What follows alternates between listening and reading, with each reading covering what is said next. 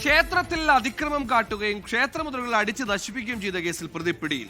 കൊല്ലം തൃക്കോവിൽവട്ടം സ്വദേശി അഖിൽ കുമാറാണ് പിടിയിലായത്. തടയാനെത്തിയ പ്രദേശവാസികളെയും ഇയാൾ ആക്രമിച്ചു.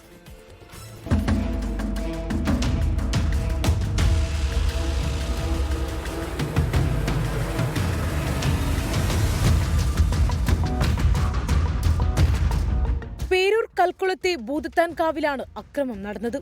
പ്രതി ക്ഷേത്രത്തിനുള്ളിൽ അതിക്രമിച്ചു കയറി പ്രധാന വിഗ്രഹത്തെ ഇളക്കുകയും ചുറ്റിലുള്ള കമ്പിവേലിയും വിളക്കുകളും അടിച്ചു നശിപ്പിക്കുകയും ചെയ്തു. ക്ഷേത്രത്തിൽ ഉത്സവത്തിരക്കുകൾ കഴിഞ്ഞ സമയമായിരുന്നു. ഉത്സവത്തിന്റെ ഭാഗമായി ഒരുക്കിയിരുന്ന ദീപാലങ്കാര വസ്തുക്കൾ ക്ഷേത്രത്തിനുള്ളിൽ തന്നെയുണ്ടായിരുന്നു. തുടർന്ന് കഴിഞ്ഞ ദിവസം രാത്രി ക്ഷേത്രത്തിൽ നിന്ന് ശബ്ദം കേട്ടതിനെ തുടർന്നാണ് പ്രദേശവാസികൾ വന്നു നോക്കുന്നതും അതിക്രമം കാണുന്നതും. 5000 രൂപയുടെ നഷ്ടമുണ്ടായതായി ക്ഷേത്ര ഭാരവാഹികൾ പറഞ്ഞു. അത് പൂട്ടിയിട്ടിരുന്നതാണ്. നമ്മൾ സാറിന് ഇനി 9 ദിവസത്തിന് അത് നമ്മൾ തുറക്കാറുള്ളൂ. പള്ളികെട്ടേക്ക് മാത്രമായിട്ട് ആറാട്ടിനേ ഉള്ളൂ പൂജ കഴിഞ്ഞാൽ. അപ്പം ഇത് പൂട്ടിയിട്ടിരുന്നത് ഇടിച്ച് പൊട്ടിച്ച് മുന്നിലത്തെ ഗേറ്റ് കമ്പിയെല്ലാം വളച്ച് ഒടിച്ചു കളഞ്ഞ് അകത്ത് കയറി പ്രതിഷ്ഠ പിടിച്ച് ഇളക്കുന്ന രീതിയിലുള്ള പരിപാടികളാണ് അവിടെ ചെയ്തത്. അതിക്രമിച്ചു കയറിയത് ചോദ്യം ചെയ്തതിന്റെ വൈരാഗ്യത്തിൽ പ്രദേശവാസികളെ ചിലരെയും ഇയാൾ ആക്രമിച്ചു.